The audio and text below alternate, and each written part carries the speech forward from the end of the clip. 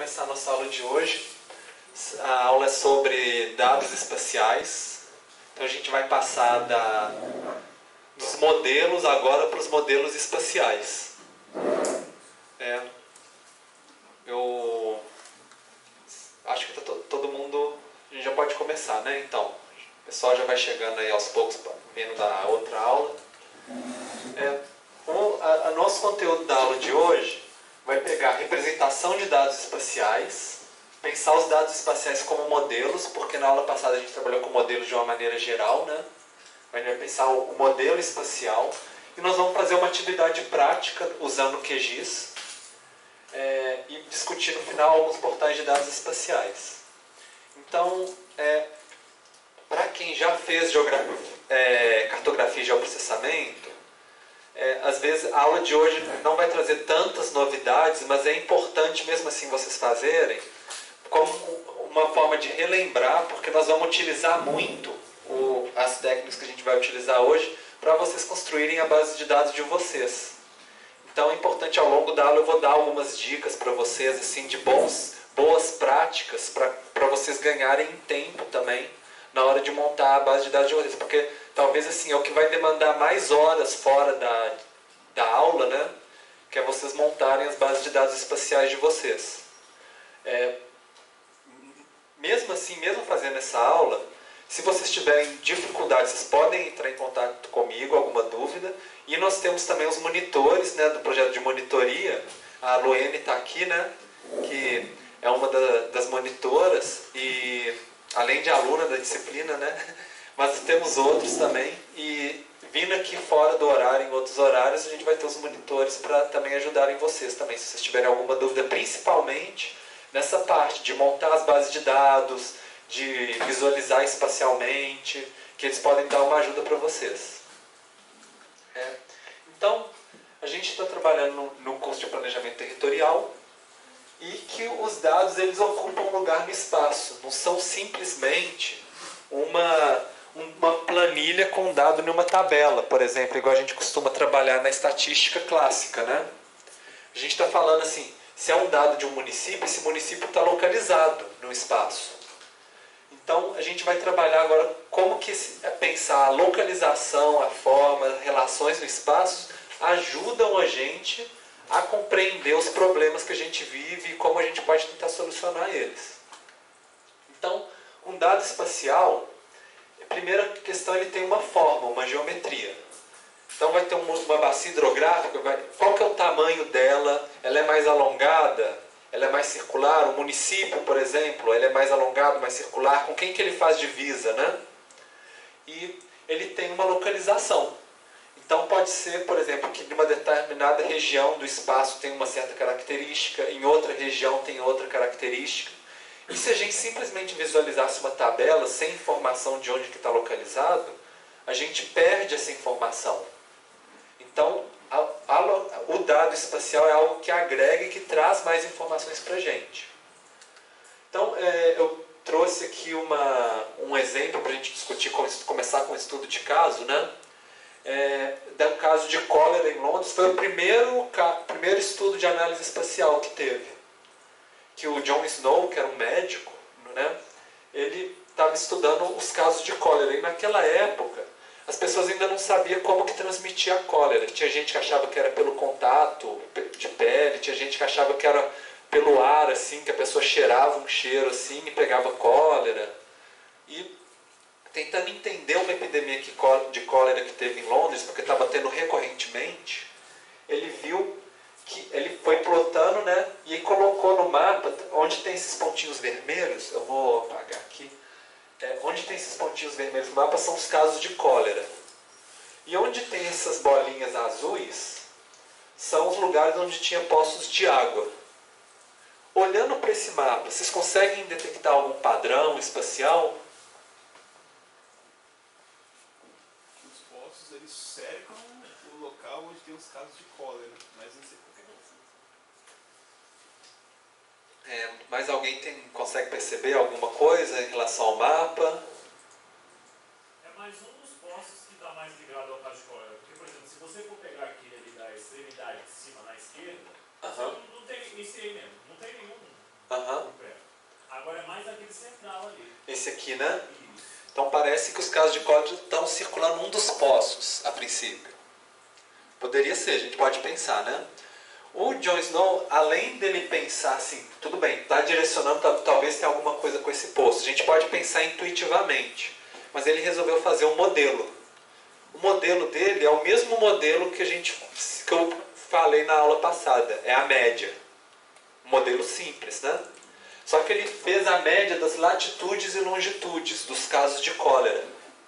Só para vocês pensarem como que é, pensa que isso aqui é um mapa. Tem a longitude aqui e a latitude. E a gente tem 2 pontos no espaço.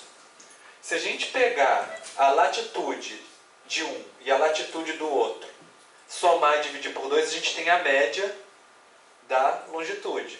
E a gente pode calcular a média da latitude, né? E acha o ponto central. Isso eu mostrei esse exemplo simples com 2, mas a gente pode fazer com todos os pontos do mapa juntos, tirar uma média de todas as latitudes e todas as longitudes. Quando ele fez isso, o ponto caiu praticamente em cima do poço. Assim, é intuitivo, né? Porque está circulando o poço, né? E aí eles foram investigar o que tinha nesse poço. E eles descobriram que tinha um problema de vazamento de esgoto que estava caindo dentro do poço, onde o pessoal bebia água. Foi daí que começaram a pesquisar e descobriram como que transmite a cólera. E esse estudo, esse primeiro estudo, foi um início de todas as políticas de saneamento básico que começaram a ser implementadas nas cidades para diminuir o contato das pessoas com o esgoto. E aí foi toda uma história a partir desse caso. Então, a ideia era mais para mostrar assim, como que o espaço importa, um modelo simples que é a média, né? Pode ter uma utilidade para a interpretação. Então vamos começar a pensar assim, como que são esses modelos. Supõe que a gente tem uma região que ela tem toda a diversidade interna e a gente precisa representar essa região em um computador, através de modelos, né? Para fazer isso, a gente tem que pensar, tem um mundo real, que é esse de cá, né? A gente precisa de conceitos. Eu falei para vocês que o conceito é um modelo, né? Então, a gente vai ter que pensar conceitos que simplificam e extraem alguma coisa desse mundo diverso, fazer uma representação, usar esses conceitos para representar algo no espaço. E para fazer isso, a gente precisa implementar isso. Por exemplo, ter um programa de computador, com uma memória, com uma linguagem de programação, com a maneira de transformar isso no monitor, numa tela para visualizar. A gente precisa de ter uma infraestrutura. Então, por exemplo, para dar um exemplo para vocês, a gente tem, por exemplo, no mundo real a gente tem lotes, tem solos, né, também. E aí a gente precisa usar um conceito para representar isso no espaço. A gente pode pensar que seriam campos contínuos ou objetos discretos. Cada lote é um objeto que ocupa um lugar no espaço, por exemplo. E aí, para representar, a gente pode representar em formato de vetores ou matrizes. Eu vou discutir um pouquinho mais para vocês como que são esses formatos. E a implementação seria a linguagem do computador para conseguir fazer isso. Bom, então a gente tem, eu acho que quem já fez cartografia e geoprocessamento já deve ter visto, né?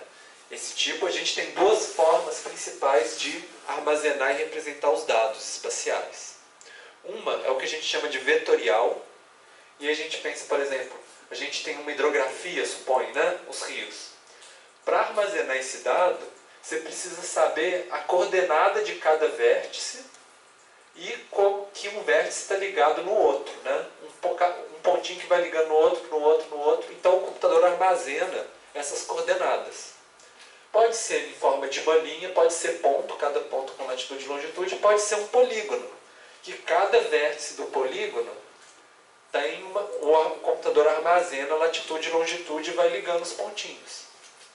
É interessante do vetorial é porque, além de ter esse formato, ele pode ter um banco de dados por trás que armazena os atributos desse polígono. Suponha que fosse setor censitário, a renda, a quantidade de pessoas, e consegue falar assim, esse objeto aqui tem esses dados. No formato matricial, a gente divide o espaço em quadradinhos e cada quadradinho recebe um valor, que pode ser 0 e 1, por exemplo, nesse caso 1 e 0, por exemplo. Ou pode ser 1, 2, 3, 4, né? Mais valores também. E a gente vê que tudo que dava para representar em vetor, dá para representar de forma matricial. Matricial, assim, quem já viu uma figura no computador e deu um zoom nela, né? A gente vê que no final divide em quadradinhos, não é? Então é mais ou menos essa a ideia. E a gente vê assim, olhando, comparando um com o outro, a gente vê, por exemplo, pelo menos nesse caso, por exemplo, o vetorial parece ser muito mais detalhado, né, do que o matricial. Ele tem um limite que é a resolução do pixel, né, que a gente fala, de cada quadrado. E aí, já o vetorial você pode aproximar, ou você pode distanciar, que no final, como armazena só a coordenada, ele nunca estoura, né? Nunca fica com baixa resolução. Então, o matricial tem esse problema, né? Nesse caso. Mas o fato de escolher um ou de escolher outro vai depender muito do tipo de modelo que vocês vão fazer. Existem algoritmos, né, de modelos espaciais que usam vetorial e outros que usam matricial. Qual é o tipo que vocês vão escolher depende do problema que vocês vão utilizar. No nosso curso, a maior parte das vezes a gente vai trabalhar com vetorial. Mas, às vezes, você pode, por exemplo, converter, existe nos programas de computador, você converter um formato no outro, para uma utilidade que você vai utilizar. Você pode passar de um para cá, rodar alguma análise, depois voltar para cá e vice-versa. Então depende muito do tipo de análise, algumas que a gente vai ver ao longo do curso. Essa figura daqui também é uma figura básica, né, de cartografia e geoprocessamento, mas eu queria que a gente enxergasse com os olhos da nossa disciplina agora. A gente tem um mundo real, né, com toda a diversidade dele, e a gente pode gerar camadas de informação. A aula passada eu falei que o mapa era um modelo. Agora, cada camada de informação, e um mapa pode ter várias camadas vistas uma em cima da outra, né? Cada camada é um modelo. Então, por exemplo, a elevação, ela é uma informação que vem do mundo real, mas é uma simplificação também, né? Porque, por exemplo, a resolução do nosso pixel aqui não vai ser igual à do mundo real, por exemplo, né? O tipo de uso do solo, esse limite entre um tipo e outro também é um conceito que é uma simplificação. Esses dois são matriciais, né? Que é esse de cá. Aqui a gente tem parcelas, os lotes, né? As ruas e os limites administrativos que estão em formato vetorial. E na hora de fazer o mapa a gente podia juntar e ver tudo junto. Mas cada um é um modelo do mundo, né? Que é uma simplificação. E a gente vai poder trabalhar com essas camadas ao longo do curso. Bom, entrando mais na parte dos formatos vetoriais, quando eu falei para vocês que o computador ele armazena os atributos, né, numa base de dados, a gente tem, por exemplo, os lotes.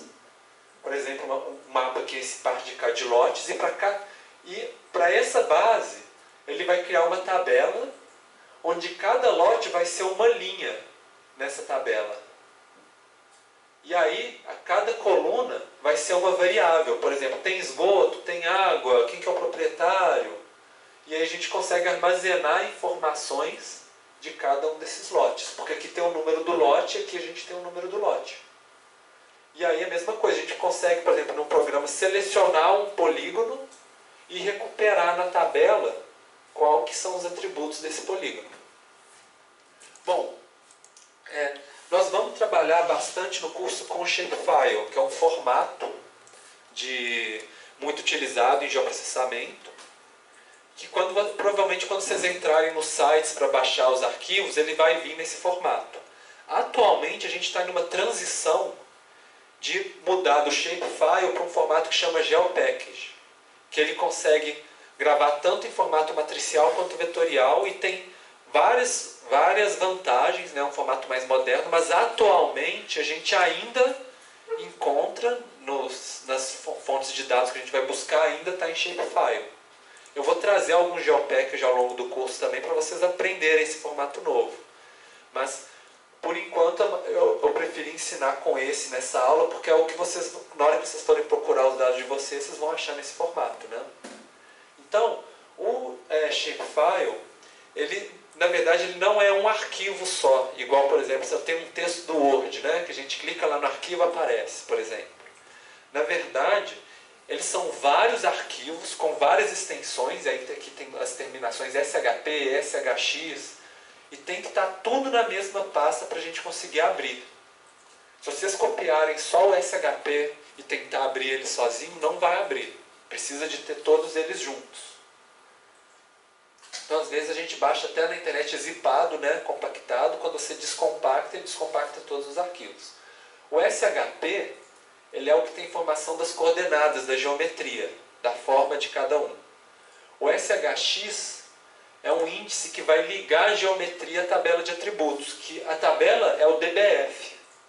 Então, se a gente abrir o DBF sozinho, ele é uma tabela, igual a tabela de Excel, por exemplo. E é interessante que esse DBF é um formato que a gente consegue abrir ele tanto no QGIS, por exemplo, ou a gente pode abrir também no Calc, que é o do LibreOffice, né, que a gente tem instalado nos computadores, e também no SPSS, que é o programa que a gente vai usar para fazer estatística. Então, o DBF também, um outro formato que é o CSV, que eu vou apresentar para vocês, são dois formatos que a gente consegue interagir entre os diversos programas. Não o Excel não é muito bom para o DBF não, mas o Calc ele é bom, então dá para a gente trabalhar no laboratório. Tem o PRJ, que é a projeção, que é a informação, por exemplo, se é latitude, longitude, como que a gente visualiza uma informação que é de um mundo global, né, que ele é uma esfera dentro de um mapa plano, né? Eu não vou entrar tanto em detalhe, não é o foco do nosso curso. O XML são os metadados, então às vezes o shapefile vem com metadados que falam a fonte, de onde que tirou, como que foi construído. E outros que também são índices para ligar a geometria na tabela de atributos e que a gente não precisa entrar tanto em detalhe aqui. Bom, e o outro formato que eu queria apresentar para vocês é o CSV, Comma Separated Values, que é valores separados por coma. É um tipo de... Na verdade, quando a gente abre no bloco de notas, ele aparece desse jeito aqui. Não sei se está fácil para vocês verem, mas a ideia é que a gente tem um nome, uma vírgula, outro nome, outra vírgula, outro nome. E quando tem uma vírgula, o computador pensa assim, passa para a próxima coluna da tabela, como se a gente estivesse mandando, falando assim, passa para a próxima coluna. E então seria mais ou menos o seguinte, suponha que a gente tem assim, nome, vírgula, moradores, por exemplo. Então, na hora de visualizar isso na forma de tabela, ele vai lendo nome, aí chegou uma vírgula, aí ele cria uma tabela assim, nome, moradores. Porque aí ele achou a vírgula, ele acha. Aí se tiver um enter para começar uma nova linha, começa uma nova coluna. Então, por exemplo, vamos supor que o nome é 1,2, por exemplo. Aí ele vai colocar aqui 1. Quando chegou na vírgula, ele passa para a próxima coluna, vira 2. E assim por diante. Então, é assim que ele funciona. A gente pode ler ele no formato de texto, mas se a gente falar para o computador, a vírgula, você passa para a nova coluna. Aí ele vira uma tabela para a gente. Na verdade, não é sempre vírgula. Às vezes, cada instituição usa um formato diferente. Então, às vezes, em vez de vírgula, é ponto e vírgula, por exemplo. Aí a gente tem que informar para o programa de computador que está lendo, falar assim, olha, quando tiver ponto e vírgula, você passa para a nova coluna. Da mesma forma, às vezes pode ter um problema, por exemplo, que a gente tem vírgula aqui, né, separando, mas a gente tem vírgula dentro dos números, como separador de casa decimal. E aí, como é que faz? Isso pode dar um problema de vez em quando.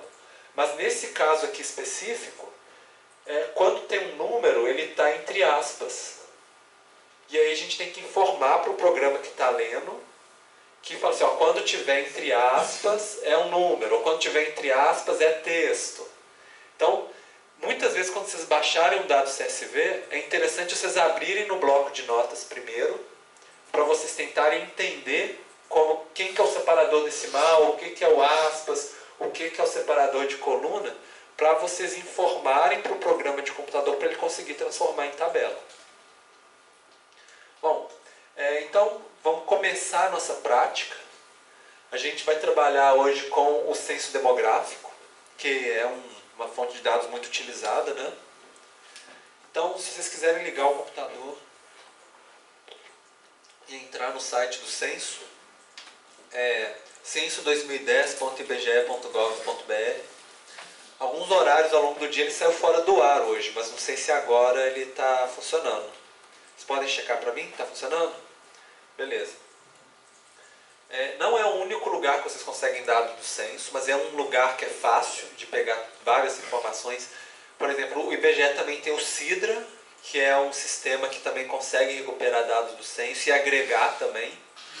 E também tem o FTP do IBGE, que eu vou mostrar para vocês também, que também dá para conseguir por lá. Mas esse é um dos caminhos, né? Então vocês podem clicar aqui em resultados, onde a gente pega os resultados do censo. E aí tem uma lista imensa. Vocês podem até explorar, se vocês quiserem em casa, verem, né?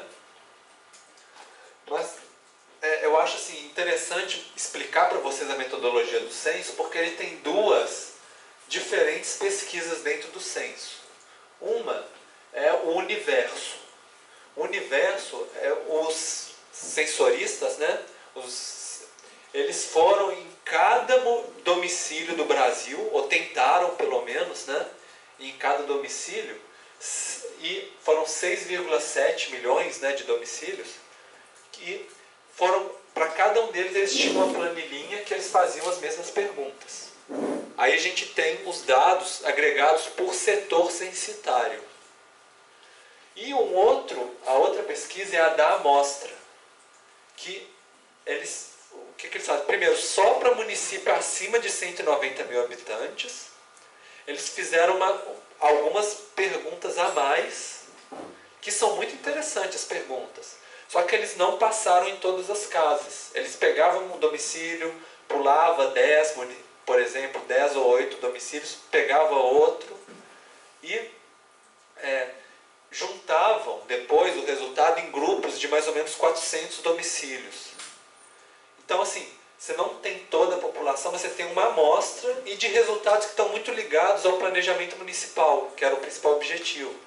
Então, por exemplo, tem questão, sobre deficientes físicos, questões sobre o emprego, onde que a pessoa trabalha, questão sobre a moradia da pessoa, que é mais com esse foco assim, de que pode ser útil para os municípios ter essa visão.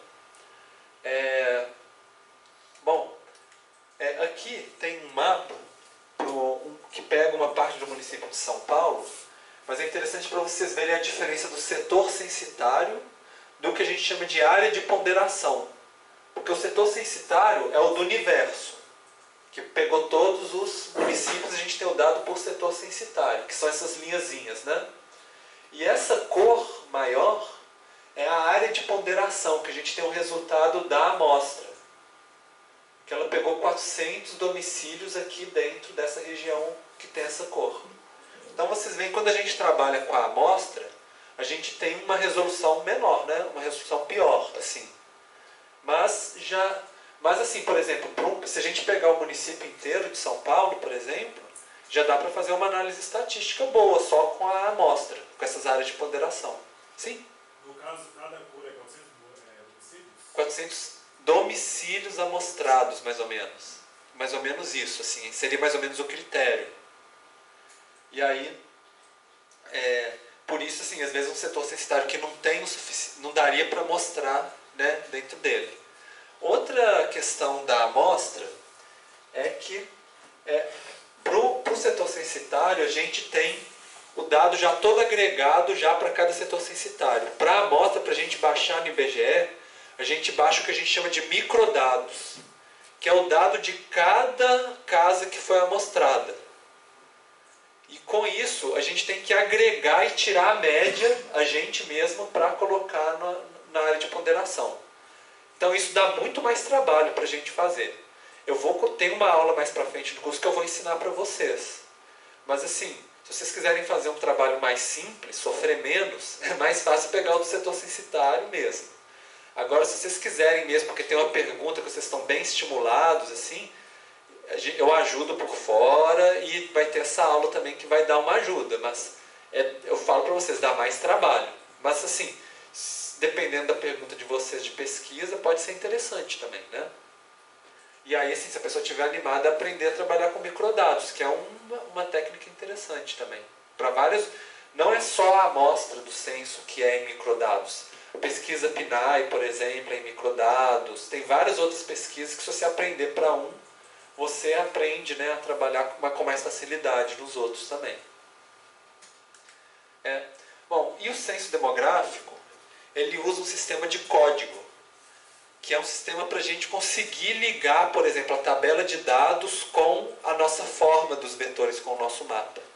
É um número que identifica, assim, todo setor censitário tem um único número.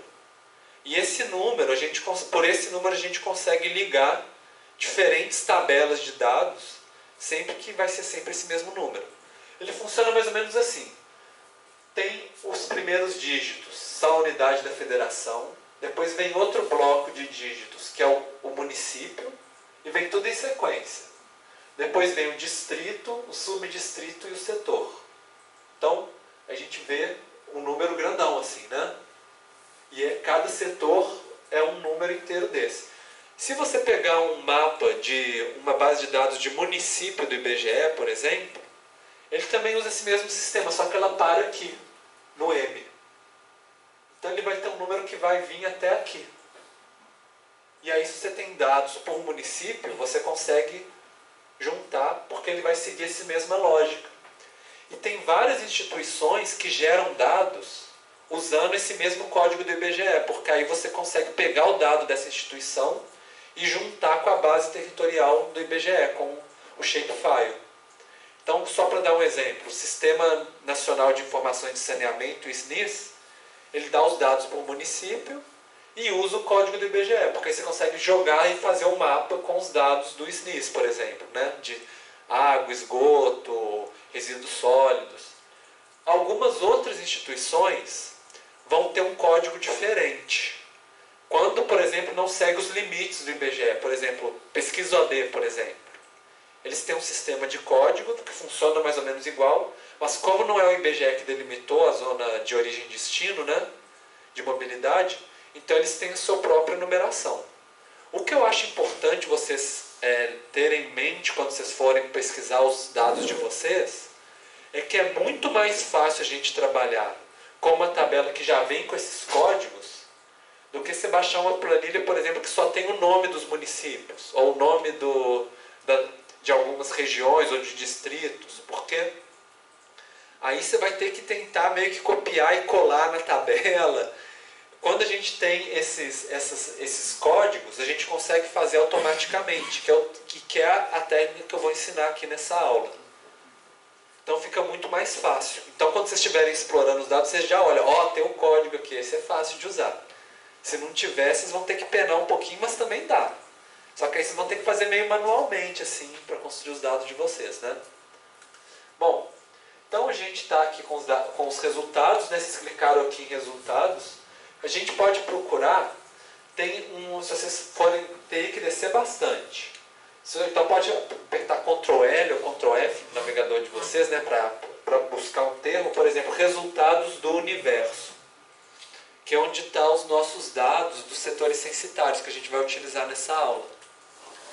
Então ele tem dois links aqui que são bem interessantes para a gente. Um é a malha digital de setores censitários, que é o arquivo shapefile, e o outro é os agregados por setores censitários, que é a tabela de dados.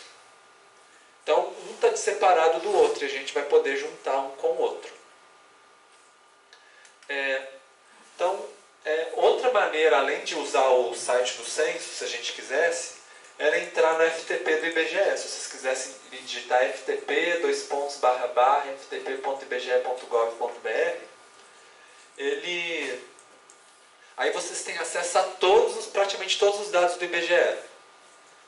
E aí um deles é o censo, os dados do censo. Mas tem o censo agropecuário, tem características étnicas, questões de pesquisas infantis, de saúde, dá para explorar bastante. E ele tem esse esquema de pastinhas, né? Então, se vocês entrarem aqui no censo e seguir um caminho que seria censo, aí depois uma outra pasta chama censo demográfico, resultado do universo, agregado por setor censitário. Aí a gente chegaria nos dados de setor censitário para cada estado do Brasil. Além, o que a gente vai usar é o SP, exceto capital, né? Que é São Paulo sem a capital. A gente vai trabalhar com São Bernardo do Campo. Outro arquivo importante é esse aqui, ó, documentação do agregado de setores. Porque é aqui que vai falar assim, olha, a variável 001, que está lá na tabela, ela significa o quê? O que ela está dizendo para vocês? Então, ele vai explicar o que é que cada variável significa. Então, é uma fonte importante também a gente procurar a documentação, né? Do que significa cada coisa. Se a gente abrir esse aqui, o SP exceto capital, que é um arquivo zipado, ele vai ter várias tabelas em formato CSV. Eu já expliquei para vocês o CSV, né? O formato. E aí, o que a gente vai utilizar na aula de hoje é o básico, que são normalmente as variáveis mais usadas. Mas, assim, se vocês quiserem explorar mais, vocês podem abrir a documentação e ver assim, que tem muitas outras variáveis, inclusive a questão de faixas de idade, questão de entorno do domicílio, muitas variáveis interessantes também. Mas a gente, na nossa prática, a gente vai usar só o mais básico agora, né? Bom, então se a gente abrir essa documentação, que é esse arquivo aqui, documentação do agregados, ele tem um documento lá que vai explicar o que significa cada coisa. E aí, no início da tabela de atributos do censo, vem vários códigos e nomes. Código da região, da unidade da federação, nome da unidade da federação, onde tem esse setor censitário, o município onde ele está e o código do município. E termina com o código do setor, que é aquele que a gente vai utilizar para juntar, né? Que eu falei para vocês, aquele código único do setor. Além disso, ele tem a situação do setor, por exemplo, se é área urbana ou se é rural, por exemplo, se vocês quiserem usar só uma parte, ou então comparar o urbano com o rural também, né? Tem essa informação também. E tem a informação de cada variável. Variável 1 é isso, variável 2 é essa, 3 é essa.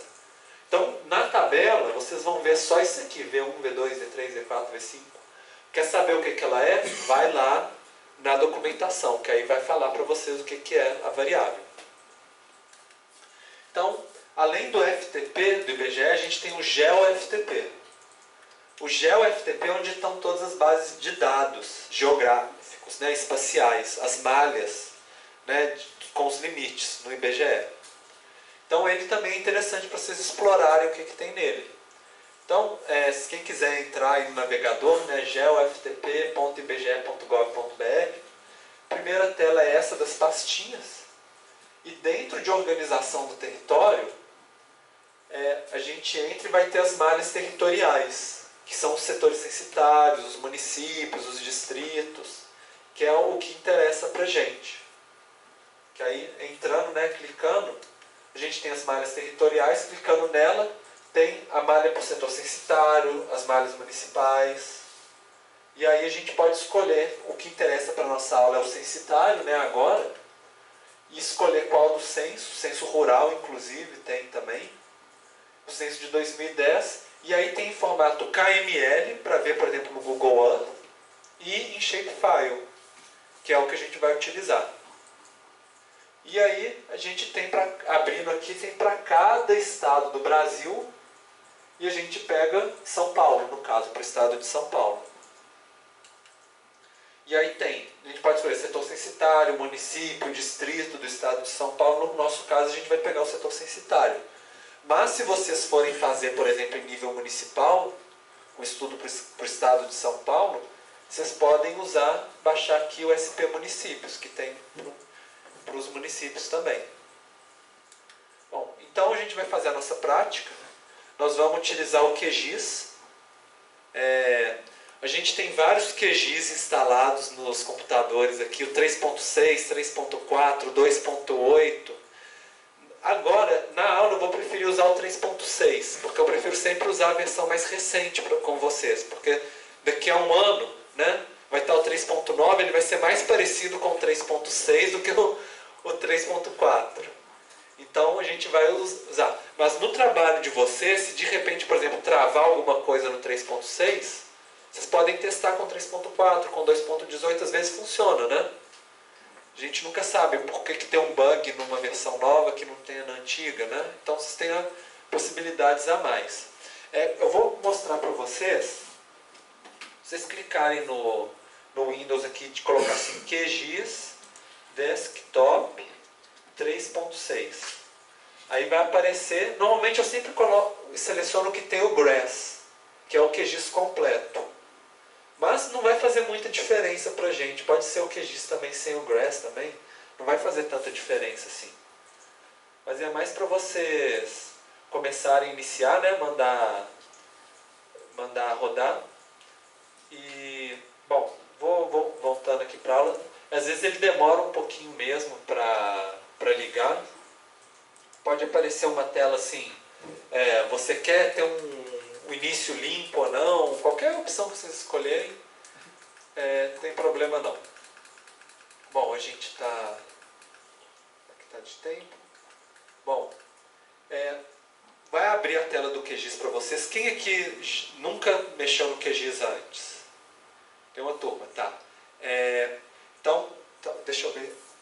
Então, assim, essa aqui é a parte de cima da tela. Já abriu de vocês? Ainda está abrindo? Tá abrindo. Está abrindo, né? Tá. Vocês podem ir acompanhando por enquanto, assim, vai ter os menus, né? E vai ter uns botõezinhos no alto da tela.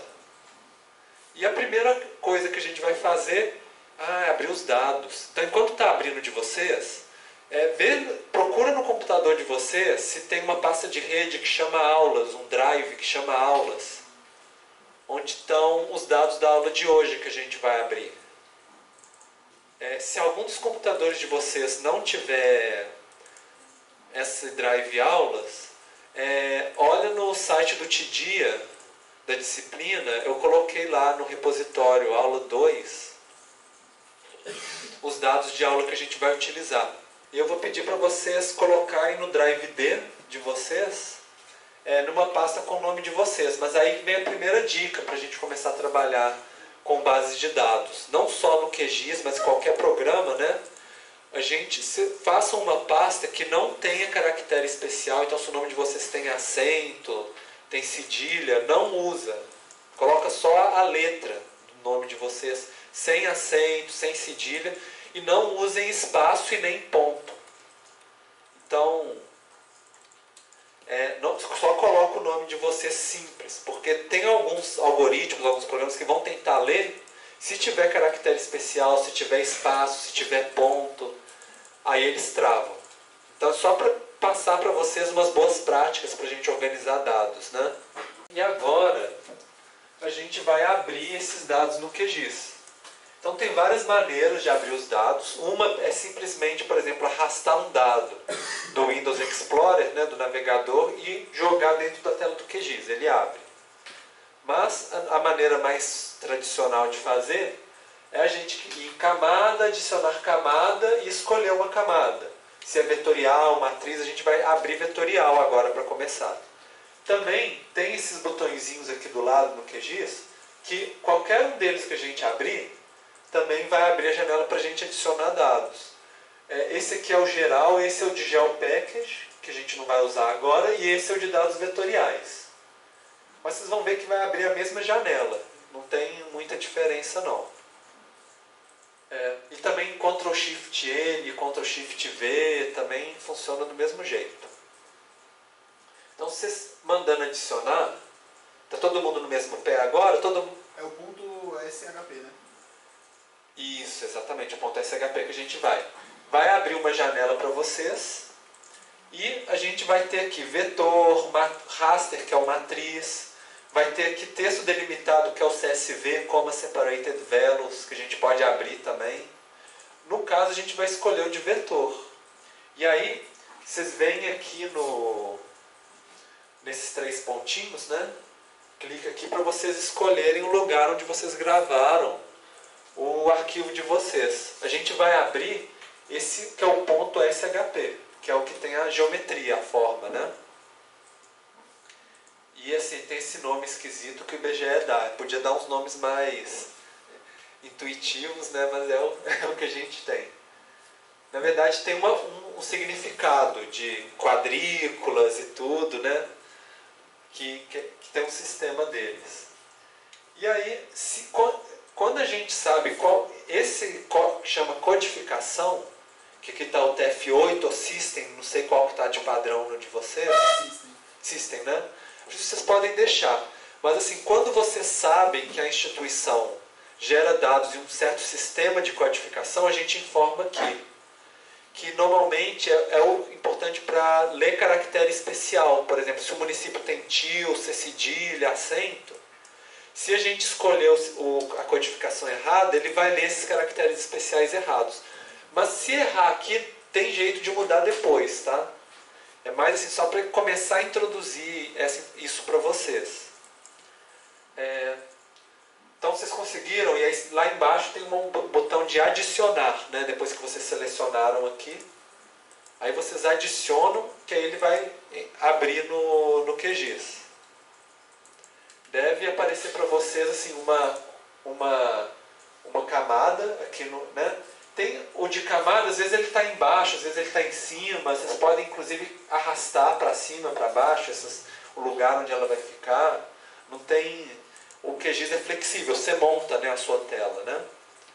E aí, essas camadas, se a gente abrisse mais, a gente pode escolher qual que vai ficar em cima da outra. E esse Vzinho aqui, que tem, né, um quadradinho, é para vocês visualizarem ou não. Sumir, né, apagar da tela e colocar na tela.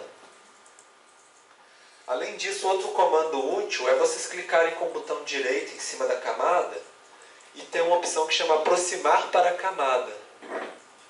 Que aí ele dá o zoom para os seus dados. Que já deve ter dado automaticamente, mas se de repente sair do lugar, a gente consegue voltar para visualizar tudo. Então, da mesma forma que a gente abriu os setores censitários, a gente poderia baixar no IBGE, por exemplo, os municípios, subdistritos, distritos, as bases estão lá no GeoFTP, né? Todo mundo conseguiu abrir? Sim? Então tá. Agora eu vou pedir para vocês clicarem com o botão direito e ir na propriedades da camada. Se vocês derem 2 cliques, um clique duplo em cima da camada, também abre essa janela de propriedades do mesmo jeito.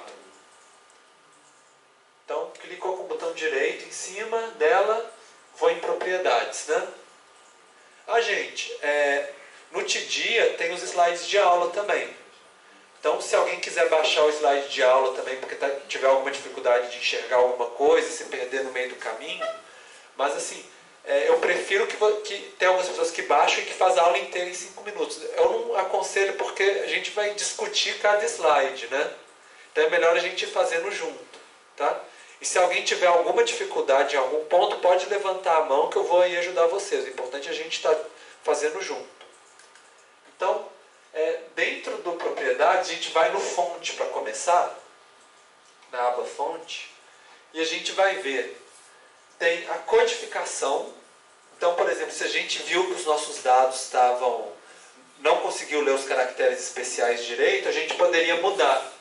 Normalmente ou o System ou o TF8 resolve, um dos dois resolve para a gente. E vocês vão ver que provavelmente está aqui datum desconhecido, o sistema de projeção, né? O IBGE, infelizmente, ele deveria colocar essa informação, mas ele não coloca. Só que a gente sabe que o sistema oficial do Brasil é o CIRGAS 2000 com esse código 4674. Então, só para vocês aprenderem a colocar, né? Vocês podem clicar aqui nesse globinho que tem aqui do lado e a gente vai selecionar o sistema de coordenada correto. Se vocês não fizessem isso, vocês conseguiriam fazer a nossa aula inteirinha do mesmo jeito. Mas como assim vocês vão estar estruturando a base de dados de vocês depois, é interessante vocês terem uma noção de onde que muda essa projeção se precisar, né? Na verdade, isso aqui, gente, você não muda a projeção aqui. Você tem que informar qual que é a projeção correta. Se você quiser pegar um dado que está numa projeção e transformar para outra, aí tem uma outra coisa que eu vou explicar um pouco mais para frente na aula. Isso aqui é só para a gente informar qual que é a projeção original dos nossos dados. Então, clicou aqui no globinho, vai aparecer uma janela para vocês, né? E aqui tem uma lista gigantesca de projeções. Se a gente escrever aqui no filtro Sirgas espaço 2000, aí ele vai filtrar e vai aparecer no sistema de coordenada geográfica a que a gente precisa. Mas prestem atenção se está escrito 4674, tá? Porque pode ser que vocês peguem um outro Sirgas 2000 com outro código e aí vai ficar tudo bagunçado. O mapa de vocês vai ficar todo distorcido ou nem vai aparecer. Então, a gente tem que escolher o sistema correto, né? 4674. Se digitar aqui 4674, ele filtra do mesmo jeito. E aí escolheu, clicou em OK, né? Sirgas 2000. Isso assim, não é necessário para executar o que a gente vai fazer na aula, mas é só para vocês aprenderem mesmo. Então, e aí pode fechar a tabela, essa tabela propriedades, era mais para mostrar para vocês isso. E agora a gente vai abrir a tabela de atributos, que está associada à nossa camada de setores censitários. Vocês clicam com o botão direito em cima dela e vai estar aqui tabela de atributos. Outra maneira de acessar a tabela de atributos, se vocês clicarem na camada e lá no alto, no menu, tem um ícone de uma tabelinha também. Então também dá para abrir do mesmo jeito. Mas então, se clicou com o botão direito, foi em abrir tabela de atributos. Todo mundo está mais ou menos no mesmo passo? Certinho? Aí deve ter aberto uma tabela para vocês, né? Essa tabela tem muito assim, o código da unidade da federação e o nome, código do bairro, nome. E a gente vai, eu queria que vocês vissem que tem o do município e o código do município também. Se vocês forem levando, né, a barra de rolagem para a direita, e se vocês derem um clique no alto da coluna, vocês conseguem organizar em ordem alfabética, ou do número maior para o número menor, que facilita para vocês encontrarem, né? E a gente, se quisesse ir rolando, uma hora a gente ia encontrar São Bernardo do Campo aqui. E ia descobrir que ele tem um código, que é sempre 3548708, que é o código do IBGE para o município.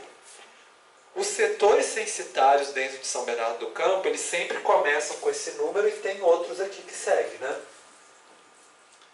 E a nossa primeira operação que a gente vai aprender é selecionar por atributos. Usando esse botãozinho aqui que está aqui no alto da tabela, que tem um Ezinho, que nós vamos selecionar só os setores censitários que estão em São Bernardo do Campo. Vamos supor, né, que vocês querem restringir a análise de vocês, baixam a base de dados, a gente quer selecionar e falar assim, quero usar só esses aqui para eu trabalhar. Então, vocês clicam aqui nesse botãozinho, que é o Ezinho, e vai aparecer uma tela para vocês de selecionar por expressão. Ela funciona assim, aqui a gente escreve a fórmula e manda selecionar a feição lá embaixo. Se vocês digitarem com o teclado isso aqui certinho, né, que é o atributo, esse cdgeocode-m, é o que está aqui, ó, cdgeocode-m na tabela, né, que a gente quer selecionar por aqui. Ou a gente poderia escrever, ou uma maneira que eu acho mais correta de fazer, mais segura, se a gente tem aqui do lado de cá um escrito campos e valores, se vocês clicarem na setinha para baixo aqui, ele abre o nome de todas as colunas da nossa tabela. E aí, se vocês clicarem aqui em cdgeocode-m, não sei se dando 1 ou 2 cliques, aí ele já escreve aqui no alto o código. Então, você não arrisca escrever alguma coisa errada, porque já vem certinho o nome. Da mesma forma, você pode clicar aqui no igual, para aparecer o igual aqui, e aí o código vocês têm que escrever manualmente. 3548708. Se vocês escreverem errado, vai aparecer outro município, né? Então, Clicou aqui, colocou igual. E o código, vocês clicam em selecionar feições.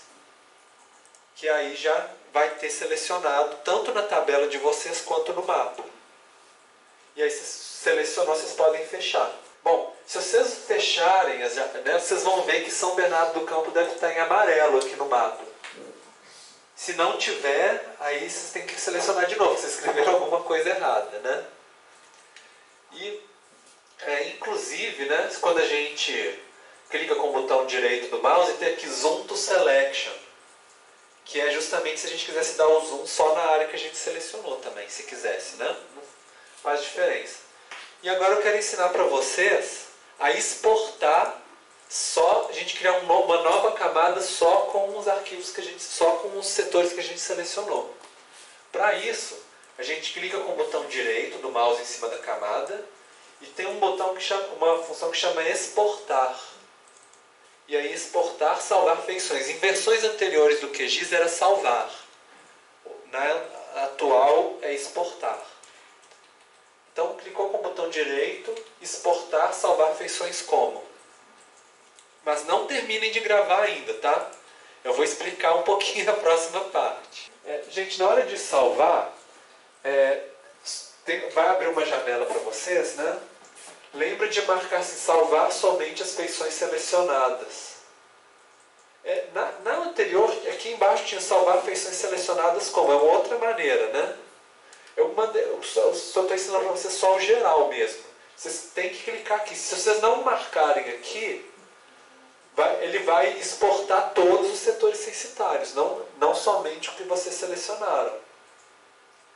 Além disso, assim, aqui você tem que clicar aqui no 3 pontos. Primeiro, ver se está escrito Shapefile. Às vezes pode estar GeoPackage, por exemplo, né?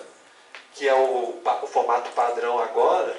Mas vocês também podem gravar como GeoPackage. Ia funcionar do mesmo jeito. Mas, se quiser como Shapefile, aqui vocês entrariam aqui, colocariam, né, escolheriam a pasta e o nome do arquivo que vocês querem gravar. Se vocês quisessem mudar a projeção, vamos falar, eu quero passar de Sigas 2000 para outro tipo de projeção. É aqui que a gente mudaria. E aí esse novo arquivo, a nova camada que a gente está criando, a gente poderia converter para outra projeção. E é mais isso. E aqui adicionar o arquivo salvo ao mapa, né, para estar marcado, porque aí ele vai criar uma nova camada para a gente. Quando vocês escreverem aqui o nome do arquivo, lembrem do que eu falei para vocês, não usar caractere especial, não usar, então, por exemplo, o tio de São Bernardo do Campo ia avacalhar bastante, né? Espaço, não usar ponto de exclamação, esse tipo de coisa. Usa só as letras simples, tá? É uma prática importante para vocês aprenderem a usar.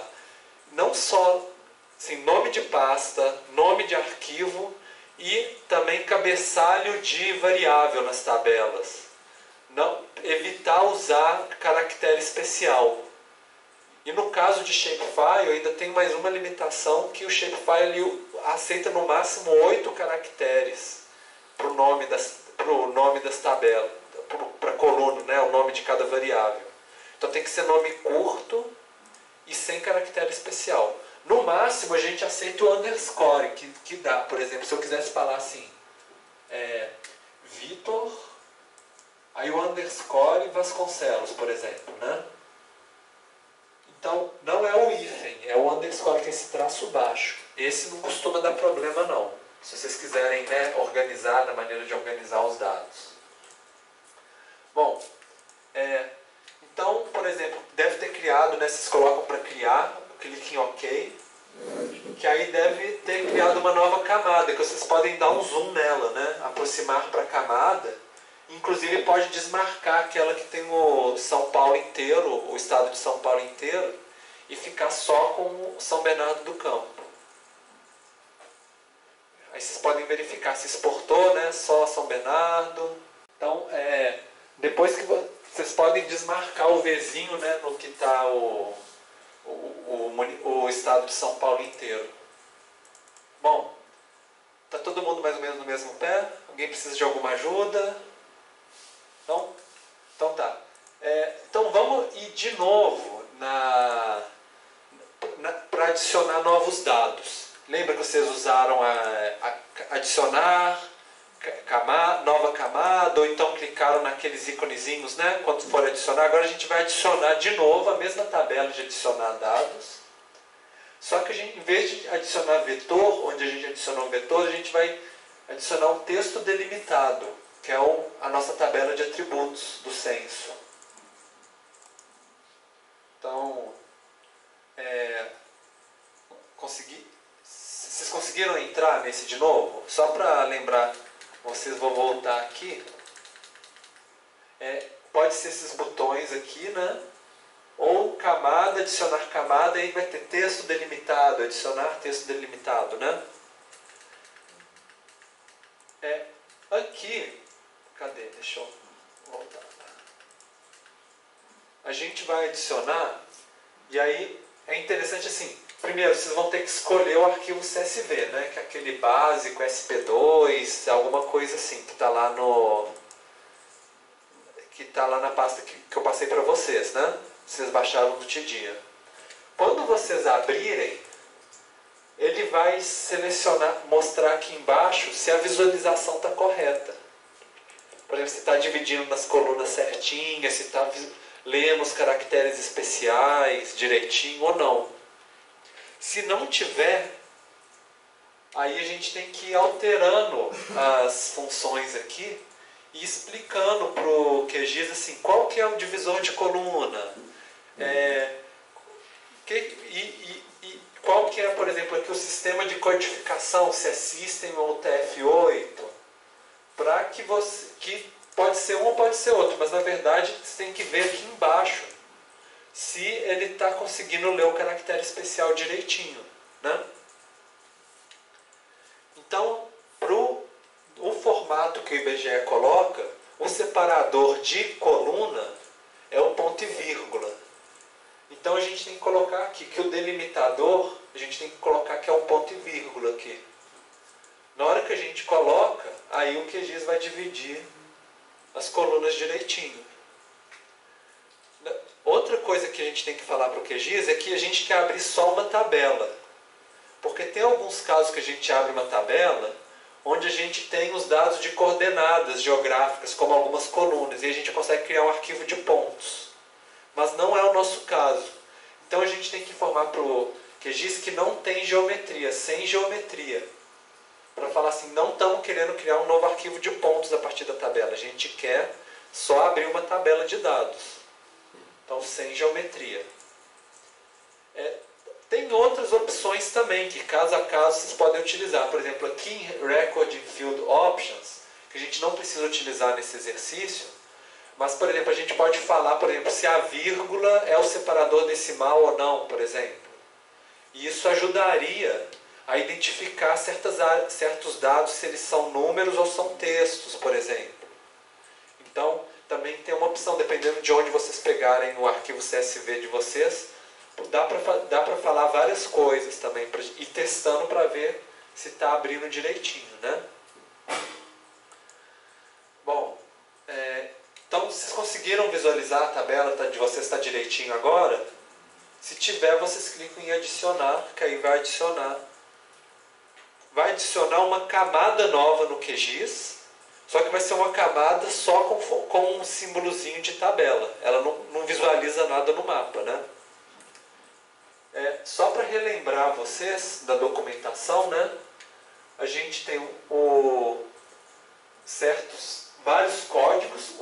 O importante é o código do setor, que a gente vai usar na nossa tabela para conseguir juntar com a nossa malha de setores censitários. Tem todo aquele código do município, do bairro, se é rural ou não, e tem as variáveis, né? Que a gente vai poder tirar dessa tabela para a gente poder utilizar. Bom, então deve ter criado uma tabelinha escrito básico ou alguma coisa de vocês. Para abrir a tabela de atributos, uma maneira vocês já aprenderam. Clica com o botão direito, abrir tabela de atributos.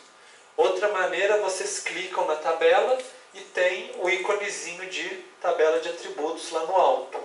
É a mesma coisa, vai abrir a tabela para vocês. Então a gente vê que tem o código do setor, regiões, tem tudo, né? E lá no final deve ter as variáveis, V001, 02, 03 e tudo lá. Da mesma forma que a gente selecionou só São Bernardo do Campo para o nosso mapa de setores censitários, a gente poderia fazer a mesma coisa, clicando aqui no Ezinho e selecionando só, por exemplo, as linhas que estão em São Bernardo do Campo. Fazendo a mesma operação, né? Fala que a variável tal é igual ao atributo lá que a gente viu. Mas eu vou pular essa parte porque a gente não precisa fazer. Se vocês depois quiserem brincar de fazer também, não tem problema. Bom, agora a ideia é assim, a gente já tem uma tabela e a gente tem os dados censitários. A gente quer juntar os dois. Passar os dados da nossa tabela para dentro do nosso shapefile, para montar a nossa base de dados espaciais. A gente vai fazer isso usando o código do setor censitário. Então, a gente tem as duas tabelas e ele vai pegar a linha de uma tabela, achar o mesmo código na outra e juntar uma na outra. É isso que a gente quer fazer. Então, se a gente vai, de novo, a gente vai na propriedades, não da tabela. É a propriedades do nosso mapa que a gente exportou só de São Bernardo do Campo. Aquela camada que está só São Bernardo do Campo, a gente vai dar 2 cliques nela, né, ou clicar com o botão direito em propriedades, e vai escolher aqui, dentro daquela aba que a gente já foi em fonte, né, agora a gente vai em uniões. União, ou join, né, em inglês, é quando a gente vai juntar as bases de dados, a partir de uma chave primária, que é o código do nosso setor. Então, a princípio, quando você clica em união, fala que não tem nenhuma, né? A gente clica no maisinho aqui para adicionar uma nova união. Aqui é para remover e aqui é para editar uma já existente. Então a gente vai adicionar uma. Então seria assim, a gente clica no maisinho, né? Vai aparecer uma janela para a gente. Ela vai falar qual que é a tabela onde que eu quero unir a minha camada. Aí a gente vai escolher o básico SP2. Qual que é a variável lá onde tem o código do setor, né, que a gente quer unir? Código setor. E qual que é a variável no nosso shapefile que tem esse mesmo código? É o CD geocode, não é o DM. O DM é o de município, né? O geocode é o DI, né? É o do setor. Então a gente vai escolher o código, escolher esse aqui. Outra coisa que é importante para vocês mudarem, é isso aqui embaixo, essa opção aqui. Que é o seguinte, se vocês deixarem em formato padrão, né, sem marcar, tem um nome gigantesco, que quase que é o nome da nossa tabela. Isso aqui significa o seguinte, que toda variável que a gente jogar no nosso shapefile novo, vindo dessa tabela, básico SP2, ela vai receber primeiro esse nome que está aqui embaixo e depois o nome da variável. É um jeito da gente identificar, eu sei quais são as variáveis que estão vindo daquela tabela. Só que tem um problema, que eu falei para vocês, que o shapefile ele suporta só no máximo 8 caracteres para o nome da variável. Então se a nossa tabela aqui tem mais do que 8, então ele vai contar 1, 2, 3, 4, 5, 6, 7, 8, SP. E aí todas as variáveis que vocês importarem vão ter o mesmo nome.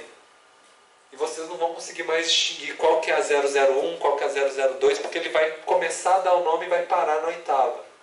Por isso a gente tem que ticar esse aqui e colocar um código bem curtinho.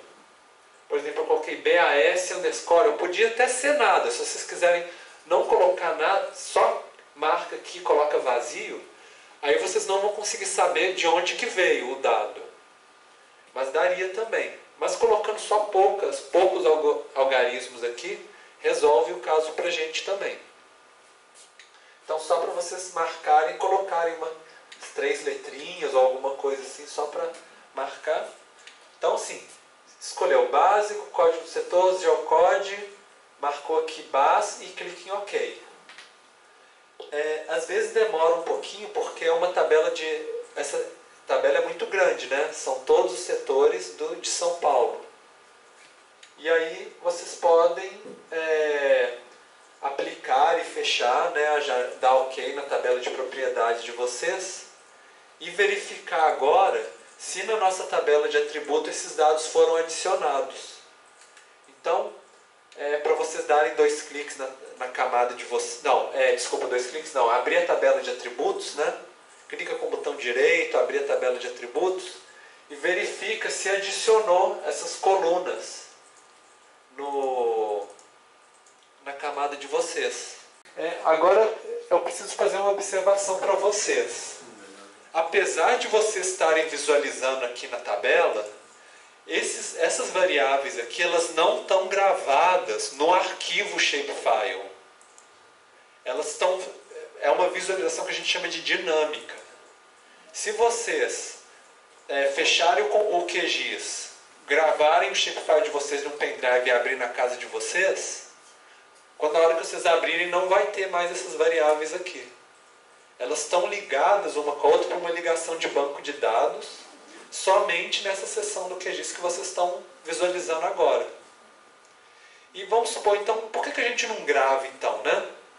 É isso que a gente vai fazer. E a gente vai ter que gravar um novo arquivo shapefile, que aí na hora que ele gravar esse novo, ele vai gravar já esses dados aqui dentro de um dos arquivos, que é o arquivo DBF, o final, o DBF.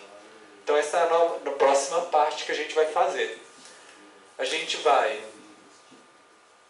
Ah, tá. Como é que salva mesmo, professor? Oi? Como que salva? Você clica com o botão direito em cima da camada.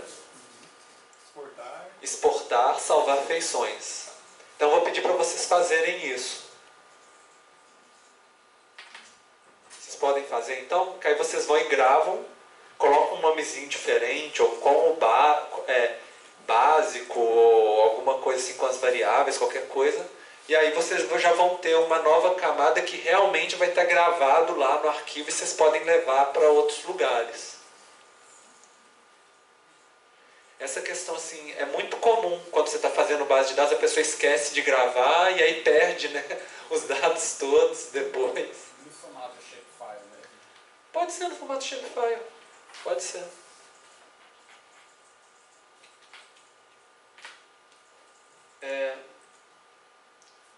Então, é mais assim, gravar vocês já aprenderam, né, direitinho. Então todo mundo gravou? Certinho, né? Não tem segredo. Agora, a gente ainda tem um tempinho, está quase, né? Muita gente vai começar a precisar sair. Mas, então, eu só vou passar rápido para vocês.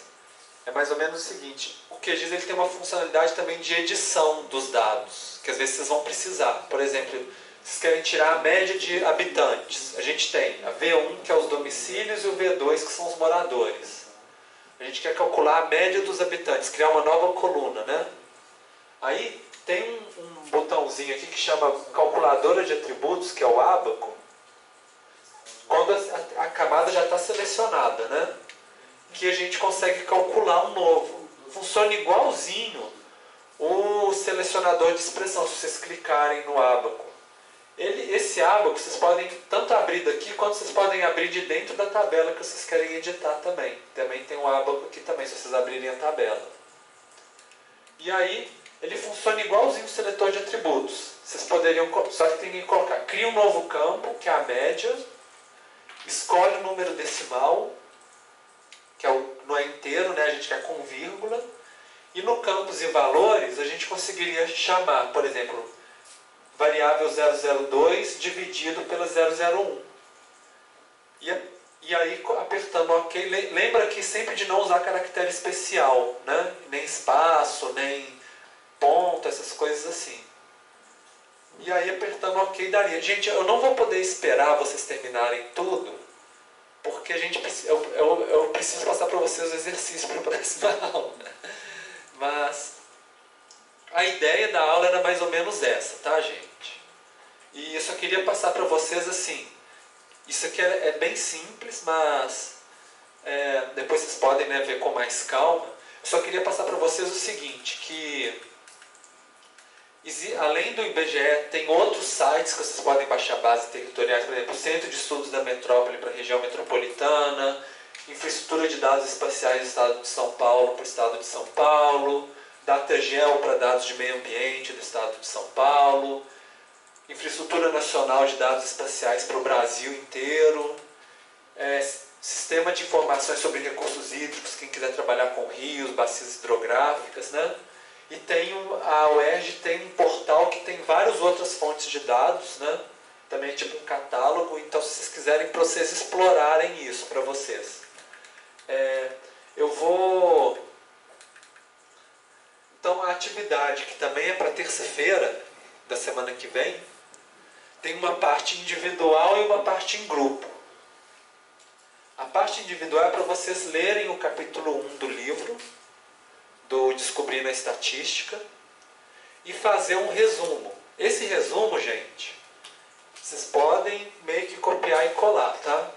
É só para vocês, conforme forem lendo o capítulo, vocês tentarem pensar o que vocês acham que são os conceitos mais importantes, alguma figura, um gráfico que vocês acham que é interessante, só para vocês terem algo que sintetiza o conteúdo do capítulo, tá? E aí vocês submeterem no dia.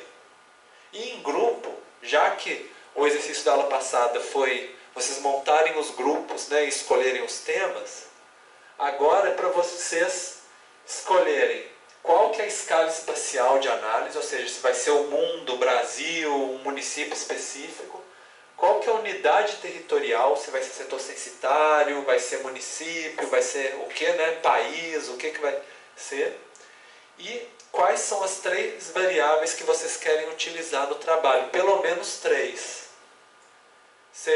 Então vocês precisam explorar as bases de dados no final de semana, ou, né, em algum horário, conversar entre o grupo que dados que vocês pretendem usar, pensando assim sempre que é uma ideia assim, de como que uma variável influencia a outra, né? A ideia da proposta de pesquisa. Então, para vocês colocarem isso até terça-feira que vem. É claro, gente, isso aqui é uma proposta inicial, depois vocês podem mudar ao longo do curso. Mas já é para vocês começarem a movimentar e pensar no qual que vai ser o projeto de vocês. Alguém aqui ainda está sem grupo? Uma pessoa? 2? 3? Ou vocês podem fazer um grupo, vocês 3. Tem algum grupo que está só com 2 pessoas? Não? Então, depois se vocês quiserem conversar entre vocês aí para vocês não ficarem sem grupo, tá? Aí vocês fiquem à vontade. Era mais ou menos isso. Vocês têm alguma dúvida, gente? Na hora que vocês forem mexer com os dados de vocês, vai surgir dúvida, com certeza. Pode entrar em contato comigo, com os monitores, tá? Que a gente está aqui para ajudar mesmo. Às vezes é fácil na aula, porque já está tudo certinho, mas quando vocês pegarem os dados de vocês, vão surgir outras questões, mas é normal. E é prática. Tá? É um programa simples de usar, pelo menos para a disciplina. A gente vai praticamente só usar essas funções, não vai precisar usar mais nada.